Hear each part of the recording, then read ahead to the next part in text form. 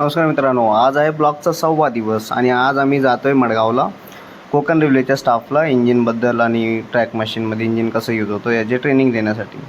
So हे आपले मित्र त्यांना सांगत होते इंजिनबद्दल काय काय असतं, सगळे इंजिनचे सिस्टीम वगैरे एक्सप्लेन करत होते आणि आम्ही मध्ये मध्ये प्राईज डिस्ट्रीब्युशन पण केलं जे राईट आन्सर देतात क्वेश्चनचे. त्यानंतर हा सेकंड हाफपर्यंत ही ट्रेनिंग सेशन झाल्यानंतर आम्ही आलो जेवायला. इथे कॅन्टीनमध्ये मस्त जेवण केलं.